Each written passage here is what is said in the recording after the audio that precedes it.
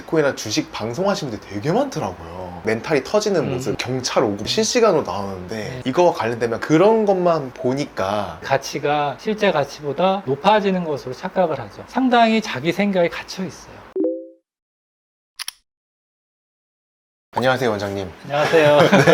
이번에 주식은 쉽니다 이 책 네네. 쓰셨잖아요. 네. 궁금한 게 있는데 네. 실제로 정신과에 주식 중독 혹은 비트코인 중독으로 찾아오시는 분들 그렇게 많나요? 제가 그런 도박 중독 환자를 많이 보는 의사이기 때문에 도박 환자 중에 그 중에 최소한 10% 이상 또 한 많으면 20%까지 최근에 좀 많아졌어요. 사실 이제 도박하고 주식은 다르잖아요. 네네. 기본적으로 도박은 처음에 시작할 때 재미 보려고 하는 거예요. 주식은 놀자고 들어오진 않죠. 돈 벌려고 들어가는 거죠. 네네네. 그런데 문제가 생기는 분들은 과정이 똑같다.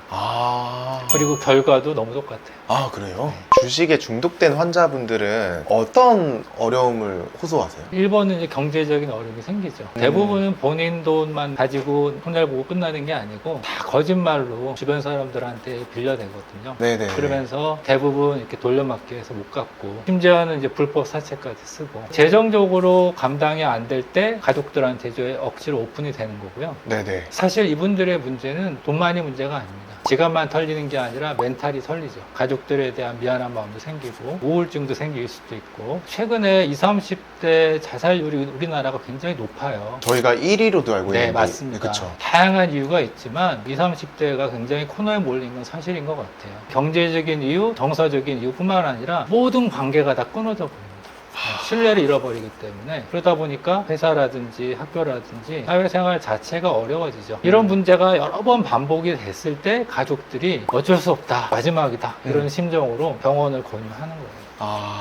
최근에 또 장이 되게 안 네, 좋잖아요. 그렇죠. 비트코인도 전체적으로. 네네. 그래서 최근에 더 그런 사람들이 많아졌을 것 같아요. 네, 특히 코로나 시대 때 이제 강세장이라고 그러죠. 네네네. 그때 들어오고 또 포모라 그러잖아요. 뒤늦게 들어온 분들 주변에서 자꾸 한다 그러니까 같이 뒤늦게 들어갔다가 소위 물린다 그러죠. 저도 많이 네. 보고.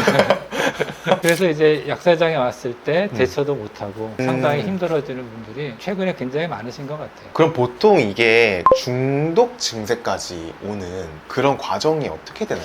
실제 사례가 있을까요? 대부분의 코스가 비슷한데 처음에는 초심자 행운이라는 것들이 생기죠. 네네. 네, 한꺼번에 뭐 10%, 20%, 네. 뭐 심지어는 50%도 생기기도 하고 급등하는 것들 보게 되면 우리 뇌가 바뀝니다. 도파민 시스템이라고 있죠. 최소한 그 정도 이상이 나한테 경험이 돼야 만족감이 오기 때문에 그 다음에는 더 큰 돈으로 수익을 얻으려고 하는 마음이 생기고 또 자기 자신 또 과신이 생기죠. 이거 쉽게 내가 돈을 벌 수 있네? 내가 운이 좋은 사람인가? 아니면 실력이 있는 사람인가? 착각을 하면서 더 무리하게 빨리 돈을 벌고 싶은 욕구가 생기니까 레버리지를 이용하거나 네네. 돈을 빌려서 빨리 수익을 보려고 하는 그런 패턴이 있고 아니면 이제 그렇게 하다가 어쩔 수 없이 손해가 생기잖아요. 그러면 손해를 또 못 견디는 분들이 계세요. 그 소위 매몰 비용 효과 그러죠. 네. 내가 썼던 에너지나 시간이나 이게 너무 아깝고 또 대부분 가족들한테 알리지 않은 상태이기 때문에 두려움도 있고 네. 이걸 빨리 복구하려는 방법은 더 위험한 어. 선물 옵션으로 넘어가기도 하고 알트코인으로 넘어가기도 하고 어. 이러면서 더 리스키한 행동을 하게 되죠. 그러면서 더 망가지게 되는 그런 과정을 반복하게 되는 게 대부분의 코스입니다.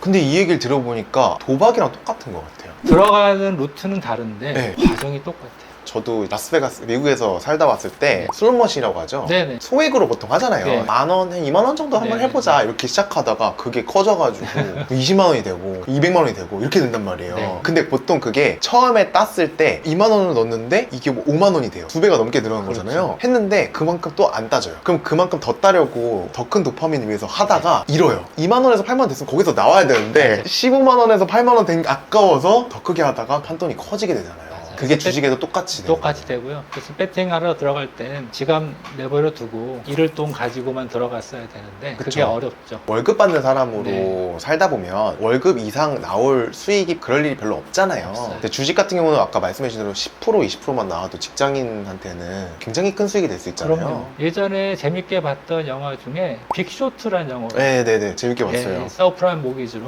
영화 제일 처음에 나오는 마크 트웨인의 격언이 있어요. 네. 어려움에 처하는 것은 사람들이 뭘 몰라서가 아니다. 내가 뭔가를 확실히 알고 있다는 착각 때문이다. 그래서 이런 자만심이 있게 되면 우리가 운전을 처음 배울 때도 네네. 초보자들은 별로 사고가 안 나요. 바짝 얼어가지고 조심조심 가는데 맞아요. 조금 경험이 쌓이면 자신감 생겼을 때. 네, 한 팔 놓고 물 내리고 한번 보고 가야 되는데 맞아요. 그냥 슥작 부주의하고. 보고 그냥 가고. 그러면서 이제 사고가 나잖아요. 그래서 이런 조급함하고 자만심이 똘똘 뭉치면 결국에는 빨리 망하게 되는 그런 코스로 가게 돼요.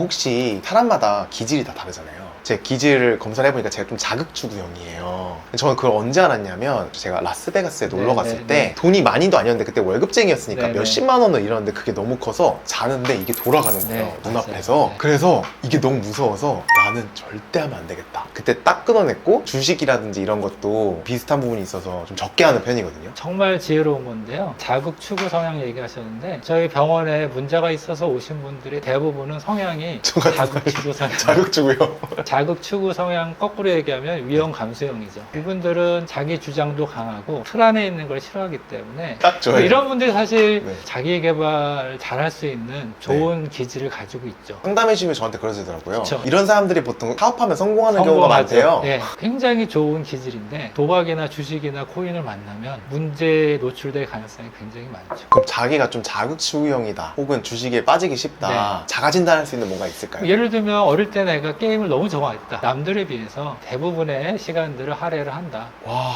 저 밤새서 했어요, 진짜. 사회생활하는 직장인 같으면 카드를 썼는데 잘 못 갚는다든지 쇼핑이라든지 이런 것들에 대해서 관리가 잘 안 된다든지 그런 그럼요. 것들도 내 기질을 좀 알아볼 수 있는 방법 중에 하나입니다. 저는 미디어의 영향도 좀 큰 것 같아요. 아주 커요. 저는 그쪽에 그렇게 시장이 큰 줄 몰랐어요. 음. 비트코인이나 주식 방송하시는 분들 되게 많더라고요. 어떤 분은 실시간으로 루나코인 떨어지는 네, 과정을 네. 멘탈이 터지는 음. 모습, 깡소주를 불고 아이고. 막 경찰 오고 막 이런 아, 것까지 예. 영상에 실시간으로 나오는데 네. 이거와 관련되면 그런 것만 보니까 확증 편향이라고 네, 맞아요. 생기잖아요. 부동산도 떨어진다 하면 떨어진다라고 말하는 사람 것만 보고 음. 올라간다고 하는 사람만 보고 네, 맞아요. 주식도 비트코인도 잘 된다 하는 사람만 보고 확증 편향 말씀하셨는데 또 다른 편향 중에 하나가 보유 편향이 생겨요. 내가 어떤 물건을 사기 전에는 원 오브 댐인데 내게 돼버린 다음엔 애착이 생기고 심리적인 프리미엄이 붙어버리죠. 가치가 실제 가치보다 높아지는 것으로 착각을 하죠. 그러다 보면 이게 이어진 확증 편향까지 가죠. 이미 결론은 나 있죠. 수많은 정보 중에 내 결론을 지지해주는 정보만 선택을 하고 지지해주지 않은 정보는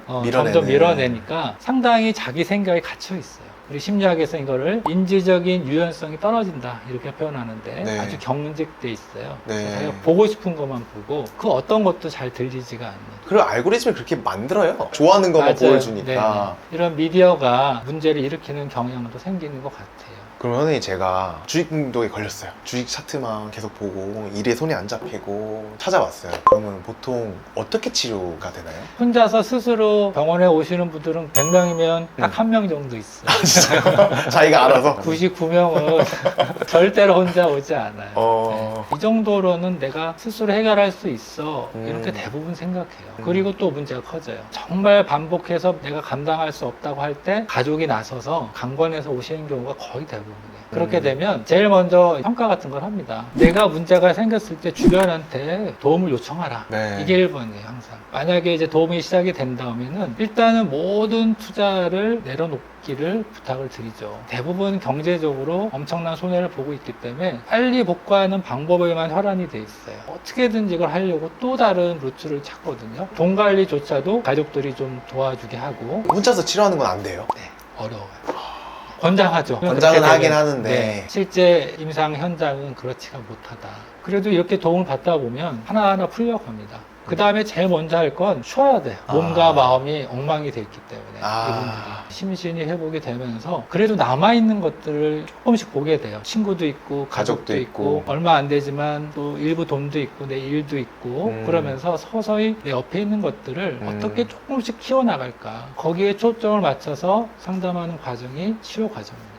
치료를 받으신 분들은 다시 또 돌아가는 경향이 없나요? 적어도 저희 병원에 올 정도의 심각한 상태에서 도박이나 주식 문제 오신 분들은 네. 계속 안 하는 걸 권장을 합니다. 그 정도 수준까지 갔다가 아주 현명한 투자자로 거듭나는 데는 훨씬 더 어려운 과정이 필요하기 때문에 재발할 가능성이 되게 많거든요. 네. 오히려 그런 쪽보다는 뭐 자기가 가지고 있는 일이나 다른 능력들을 디벨롭하는 것을 권장을 하지 다시 그 투자의 리스크에 놓여서 힘들게 자기를 만들어가지 않도록 하는 것을 권장을 하죠. 기질은 안 바뀌거든요. 그렇다고 하더라고요. 성격은 바꿀 수 있어도 기질은 못 맞습니다. 바꾼대요. 그것들을 얼마든지 자기를 위해서 쓸 수 있는데 투자라고 하는 좁은 의미의 경제적 자유가 아니라 전체 인생의 포트폴리오를 재정립하는 네네. 그런 계기가 돼야 되는데 사실 강세장에서는 역설적으로 그렇게 할 이유도 없고 아, 그쵸. 그렇게 하지도 않아요. 다 돈을 버는 네, 시기니까. 자기는 문제 없어 시기인데 음. 안타깝고 괴롭지만 네. 이런 약세장일 때 비로소 자기의 본질을 보게 되죠. 하락장에 도움이 필요하신 분들은 최상 원장님 병원에 도움을 받으셔도 네, 괜찮을 주변에 것 같고 네. 또 앞으로 올 상승장을 위해 하락장에서는 네. 또 열심히 자기를 위한 투자를 좀 그럼요. 해보자. 열심히 일하고 네, 돈을 네. 모아놔야죠. 어떻게 오늘 여기까지 네.